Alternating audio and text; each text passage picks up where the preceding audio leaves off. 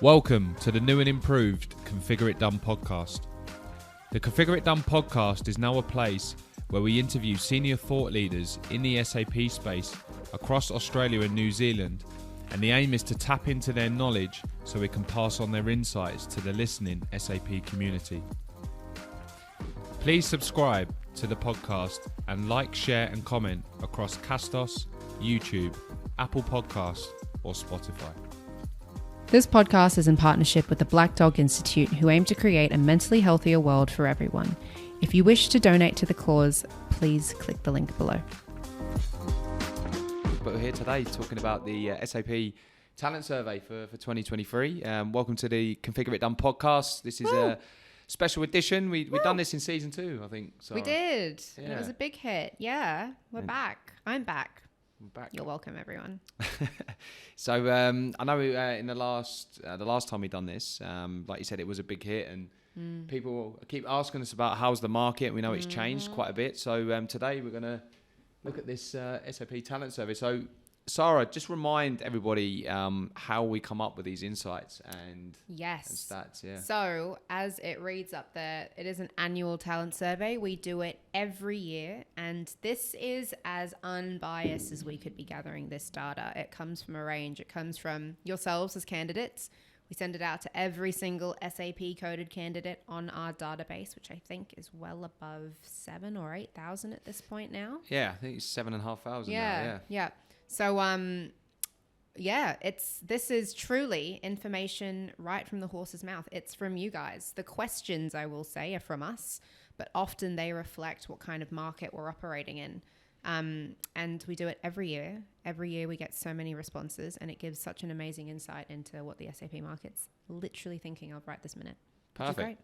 So before we dive in, Sara, I'm sure of those 7,500 people, they know who you are. But do you just want to remind them and tell them what you do and how long you've been with Precision now? So I know we've got a special anniversary coming up soon. Well, when this comes out, it will be my fifth year at Precision. I am a senior SAP recruiter, and I'm sure I've spoken to hundreds, if not thousands, of you lovely people. So hello, thanks for having me back on. Perfect. Okay. All right. So let's dive in. So the first insight we got, and we get asked this by clients a hell of a lot, is what motivates people to take a new role. Now there's the insight. So obviously remuneration was still number one, but it's not the only driver that people have. Do you want to go into, I guess, what is motivating people and what they look at? So I think a really common misconception that I definitely get from a lot of clients is we stumble on the salary. We just can't meet the expectation of what people are asking for at the moment, which in some cases, sure, absolutely true. But like it says there, only 27% see salary as their main driver. Now, I suppose the important differentiation there is that may be their number one, but number 2, number 3, number 4 are all some things that aren't costing anything. Technology is still one of the biggest ones. So for our clients out there, if you've got S/4HANA in your pipeline, if you're doing something interesting with your cloud platforms, that's a huge driver. Same with flexibility, not going to cost you anything. But if you are flexible in your work from home hours, in your even location and geography and where people can work for, these are all things that people are starting to look at as massive, massive contributions to their decision making when considering a new role. So don't be, too defeatist if you look at the salaries and think, there's just no way I can do it. Because the good news is that only means that 27% of the market may not see you as their first choice. That's still a huge chunk of the market, depending on what you can offer, that you are still attracting there. Yeah, the way I look at it is obviously salaries have massively inflated over the last few years, in line with inflation, really. And we're in a market where, yes, we're candidate short, and yes, the work demand is it's almost punching above its weight in Australia. We do absolutely. punch above our weight. So SAP's partners are stealing resources of each other. So we're in this mad world where salaries are going up and up and up. But there's a few simple things that clients can do. First and foremost, definitely meet your candidates at interview stage and really understand what their drivers are, because like that says, only 27% are the number one driver is remuneration. And again, the way I look at that is, like Sara said, if you're investing in new technology, if you're flexible, something that's come up here as well is brand. People like to work for big reputable companies or a good brand. And there's certainly different things that clients can do to enhance that as well, especially with personal brand and getting themselves out there and speaking and networking and using social to increase their brand. But if you've got all of that and you're flexible and you've got a good leadership team, you're attracting nearly three quarters of the market. So there's definitely things that clients can do to attract talent. Yeah, definitely, for sure. On to the next. Let's do it. Yeah. I mean, this one honestly could have its own podcast. It could probably have its own whole week seminar. 4 out of 5 people in the SAP talent pool are male. This is like the flip side to money. This is just a fact. There's not a lot of flexibility out there, unfortunately. A lot of our clients, I think, still maybe in the top 5 questions, they'll say, or not even questions, but requests. If you could send me a woman, that would be really great. Guys, I'd love to. We're just not out there. The reality is, it's still a very heavily male-dominated pool. We'll go into a few other factors as well as to what are some of the leading kind of traits, I suppose, in your average SAP professional in Australia. But the harsh reality out there is, only 4 out of 5 are men. So that means you're dealing with a very, very small section of the market who are women. And specifically, if you ask for only women, not only is that a little bit problematic, but again, that's a topic for another time, but you are massively, massively, massively cutting out a massive chunk of the market. How do we encourage more women into the ecosystem? Yeah. This has been a problem for a long time. It has been. And I think that the ways that we can address it are also actually really similar to how we can get like youth into the SAP market. Because the reality is when SAP dropped into Australia 25, 30 years ago, there was already a very male-dominated IT team. And literally, I reckon what happened was just so many CIOs walked into their IT team and said, okay, guys, we're doing SAP now. You're now the SAP team. Those people have stayed in the market 25 plus years ago. They're still kicking around. And our challenge now is, how are we going to start encouraging new people to come into the market? So there's not that many like big programs anymore like there was that's right years ago, yeah, exactly. So we're now, I think, dealing with a lot of stabilized SAP environments. There are fewer and fewer like brand new SAP clients coming onto the market that are real massive movers and shakers. But so something that you can do to start encouraging not just women into your talent pool, but also just youth in general, look to your existing teams. Look to the people who are maybe your super end users or are just people that are highly, highly aware and tuned into your business processes, because more and more we're seeing a lot of an overlap, I suppose, of SAP talent and then business engagement and taking people on that journey.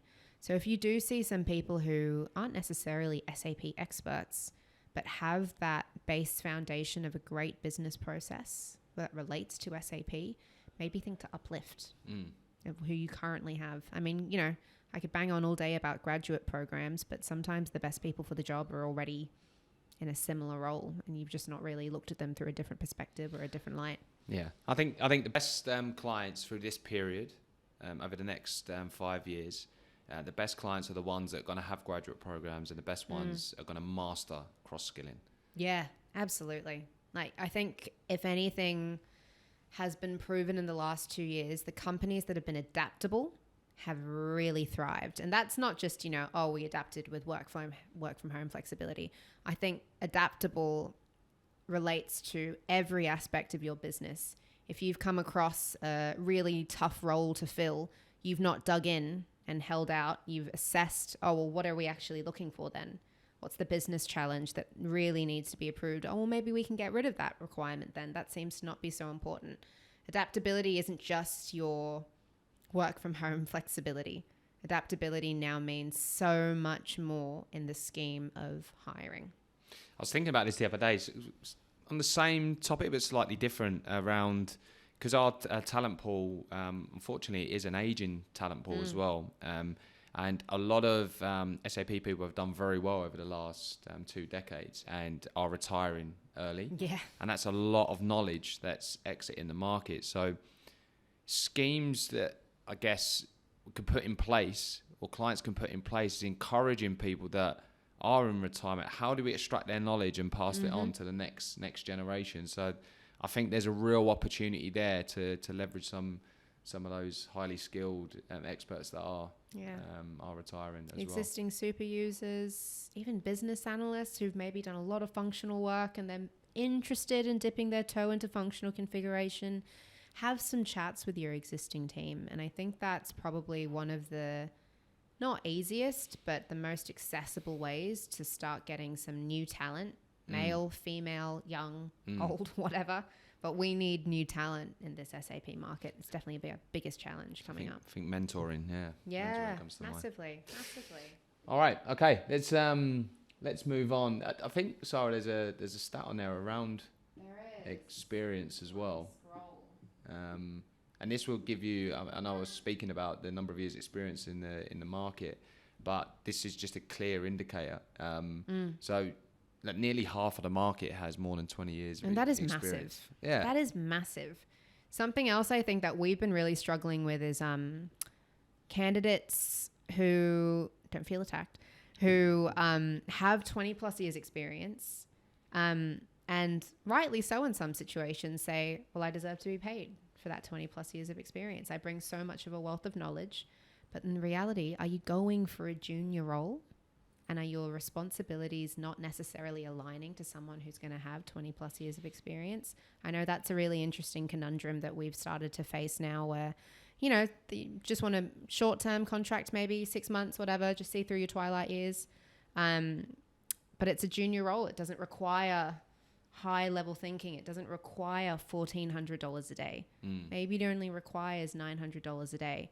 From a candidate point of view, also having that adaptability and flexibility, but also awareness to say, well, okay, if this was a senior solution architect role, I will charge what I think I'm owed for that role, $1,300, $1,400, whatever it is. But if it's just going to be a junior consultant and you're doing BAU support activities, I'm genuinely curious as well to know this as well. Does it make sense to still be charging $1,200 to $1,300 a day? Interesting. From a client perspective, you know, it's very challenging and difficult at the minute to get budgets approved to fund this work that you've got coming up. A lot of what clients are doing when we're taking these job descriptions are saying that we just want a junior person because it's going to be cheaper, and that's a very easy kind of solution to come up with straight away. But the reality is, it's actually harder to find junior people to do the role. If anything, I'd want to charge more. When I get a junior, we only need someone with 2 to 3 years experience. I'm just like, oh God. It's a harder find. So it's a harder search. It's definitely more work that's required. So I suppose, you know, keep that in mind. And yeah, if you got a piece of work, like some of the feedback that we're getting sometimes from clients is, this candidate we interview's got too much experience. So you think they're going to get bored. Yeah. So I think flexibility on both sides is needed, and thinking outside the box. There is never an A grade candidate, and there's never an A grade job. So it's a case of what can you be flexible with. So from the client side, you know, certain skills or someone doing a role that they may have done 10, 15 years ago just to get the job done. And from the candidate side, again, touching on what Sara said earlier, being adaptable to the opportunity. Flexibility is key, really, for this whole discussion. Exactly. All right. What are we on to next? 67% of the market were interviewed virtually for their last role. Great topic. This was massive for us. This was huge. Yeah. So, obviously the world has changed we don't need to know. We know what it was. But the world has changed, and a big change that looks to be here to stay is an introduction of virtual workspaces into everyday life. Something that we saw that was massively, massively affected by that is the hiring process and interviews. So I'm sure Jay won't mind us sharing, but Precision 2 quarters ago had a huge problem with dropouts. And what dropouts is basically is a candidate has been put forward for a process. They've interviewed sometimes 3 or 4 times. They've received an offer. Great. They've signed and accepted the offer. Fantastic. Due to some unforeseen circumstance, now not so unforeseen, before their start date, they drop out, meaning they do not start, and something's changed in their situation. They either stay where they currently are or they've accepted something else. This was a huge problem for us as a business. Yeah. And one thing that we very quickly identified, because this was kind of like we've got a problem here. We need to start addressing it. One thing that we identified was the vast majority, and maybe Jay knows some of the numbers, but the vast majority of those dropouts did not interview once face-to-face. It's 87%, yeah. 87%, yeah. It was massive. And I think that for us as a business, and we've now passed it on to a lot of our clients, we found there was just a lot of window shopping going on. I think that virtually what that has affected us is when you're just on a Teams meeting, it's so easy to disassociate. Well, if you think about an interview, say 5 years ago, 10 years ago, you're putting on, you're putting on your best clothes, you're getting prepped. You're checking the length, the distance to the company. Of the journey, and you're actually physically doing that journey, and you're getting yourself psyched up for the interview. You do the interview face to face, and you're meeting and greeting new people, which can be a very anxious task as well. And then it was almost like a Q&A type session about your credentials and your experience. You'd be physically sitting across the desk with maybe 3 or 4 people you've never met before. Exactly. Yeah. It's a huge ordeal. And then you sit there and you're waiting for feedback, and you get that feedback, and if successful, you may go in you repeat that process again and meet different stakeholders in the company, and it goes on and on and on until you get to the offer. Whereas in a virtual world, you could have 4 interviews in a day. You can get more. And be sat there in your pajamas and no one will know. Yeah. And, it's more of a volume type of task, as opposed to getting, really in depth and really understanding the business and really understanding the culture, being immersed in the culture, and really understanding the people that are looking to hire you, and vice versa. So it is completely changed. And I feel that we've got a massive opportunity, and clients have got a huge opportunity to meet their candidates that they are looking to hire. Yeah. And bring that personal touch back. Yeah. Because the vast majority are still in that virtual world, and still struggling to source talent. So it's a really, really good point. But the message I would say to clients is, definitely meet your candidates at interview stage. I told that exact story to a global FMCG, one of my good clients, and they shared a really similar challenge. They said, we've interviewed all sorts, like truck drivers. We just did a Teams interview and they're not even showing up. Like, what are we doing wrong? And I said, well, how many did you meet face to face? They're like, obviously none of them. And I said, maybe tweak that little thing, see what difference that makes. I met them again 5 weeks later, and the national talent manager, singled that specific piece of advice out. She said, thank you so much, Sara. We did that, and we've not had a dropout since. It's made such a huge difference. And I think, honestly, it comes down to a level of commitment. It is a commitment 100%. To put on good clothes that day. It is a commitment to leave your house, plan wherever it is you're going. You got to tell your boss you're going somewhere. You need to say, okay, well, I need to leave maybe 2 hours out of my day to do this interview. It is truly a level of commitment. People who aren't that fussed aren't going to do it. And it's that easy. It's that simple. It's massive. All right. This is a good topic around counter offers. And we've seen that people that take a counter offer are more likely to leave in the next 12 months. So any views or insights around that, Sara? I think that there's always a reason you're talking to me. If you're a candidate and you're genuinely just like, oh no, tell me a bit more, there's a reason why you're talking to me. And I think that's often forgotten. There's a reason why you're looking right now. And it's really easy to forget that reason when you're thrown every possible Band-Aid just at the last minute. You know, you've walked into the office, you've got that butterfly stomach and you're feeling, you're just like, okay, I have to tell my boss, this is it. I'm going 2 weeks notice, 4 weeks notice. And then all of a sudden, everything is like rose-colored glasses. No. Sort your rate out. No. That stakeholder, don't worry about that stakeholder. I'll take them off your hands. But ultimately, there's a reason that you talk to us. I think that that's probably the most important thing for people to remember when being faced with a counteroffer, because it's really hard to say no. It is hard to say no to a counteroffer.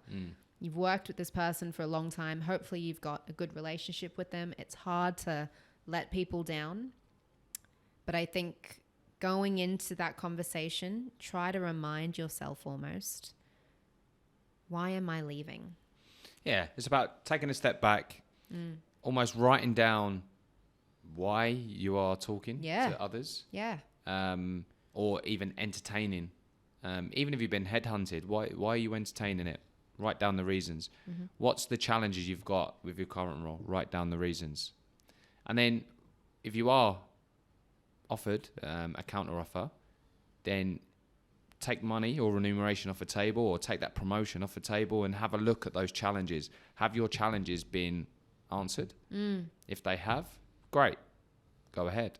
If they're not, then, like I said, it's just a reminder of why you're entertaining other opportunities. Yeah, absolutely. All right. So, this insight here, the data shows here that very rarely do contractors move to permanent and permanent move to contract. And after doing this role for nearly 10 years and speaking to thousands of candidates, I am a true believer that once you're a permanent employee, you're always permanent. And once you're contract, you're always contract. Now, obviously, the normal path to contracting is becoming an expert in your field, and that takes a long time, 10 to 15 years before moving into contract. But typically, once you're a contractor, you're always a contractor, and once you're a perm, you're always a perm. Now, we did see a big transition in during COVID, and the reason being was people were looking for stability, longevity, and a lot of contractors did move to permanent. But since then, what do you think's happened? Those contractors that went to perm, they're now on the phones and looking to move into contract. And the reality is, we've seen 65% of our placements are back in the contracting space. Yeah. I mean, I'm a pretty good analogy to that. During COVID, I was a contract perm recruiter. But in my core, I know contract's just for me. It's a very different mindset. And when I first started recruitment, I struggled to understand. I was just like, well, it's a job. Is it not a job? It's exactly the same. But it's not. The conversations that you have, your perspective on a business and a team and a culture can really wildly differ. So if you are finding yourself in a situation where you're thinking, oh, I've been, perm for 10, 15 years, but I'm seeing a lot of my colleagues or I'm seeing a lot of my friends go back to contracting after COVID, before making that jump, really assess whether it is the right change for you and why are you making that change. And also really important, particularly for those going for permanent to contract, check with your family first, because it's also a very different process there. The other thing I'd notice as well, permanent employees tend to have a lot of different skill sets. They get into different areas of the business. They get more exposure to different projects, and they have a broader skill set. Very, very difficult for them to then transition into contract, because the demands we get from a client is a true specialist in one area. But again, if you are thinking of transitioning to contract, you have to understand what your area of expertise is and get very, very good at that, because the reality is you'll be coming up against 2 or 3 people that have been contracting specialists in that space for multiple years. And so honing that skill. Yeah, exactly. Let's go with the new opportunities. We get asked that question: how is the market? Number one question at the moment. Yes, it is the number one question, and the answer to that, we just finished writing a Q3 report, and that goes into how many people have moved vacancies. And before COVID, like 2.5 years ago, we're around 1,200 people a quarter Australia-wide. During the last 2 years, we're up at 2,500. So it actually doubled. So it was a boom, and we haven't seen a boom like that for years. I haven't seen anything like it. It was crazy. Last quarter, just before Christmas, actually went back down to 1,200, which is what we consider to be a normal market. So there's opportunities there, and that's highlighted by 22% of the market are actually getting contacted weekly about new opportunities. Yeah. Okay? And then this quarter just gone, it's back over the 2,000 mark. So the market is good. I can't see it moving backwards because of the cutoff in 2027, the cutoff for SAP with supporting ECC. So companies have to do some sort of a project, before 2027. I can't see it moving backwards, but what I am seeing now is budgets from clients are being harder and harder to approve. Headcount's getting tough to get on board. Companies that have spent a lot and invested a lot in their people and hiring over the last 2 years, maybe trimming the fat a little bit and looking to do more work with less people. So there's a bit of cautiousness there, but there's still a lot of opportunity. Yeah. I think the important takeaway from that fact is I definitely hear a lot of panic on the phone when, I'm not getting as many calls as I was getting this time last year. I really encourage people to reflect on just how many calls you were getting last year. It was not normal. It was a complete anomaly.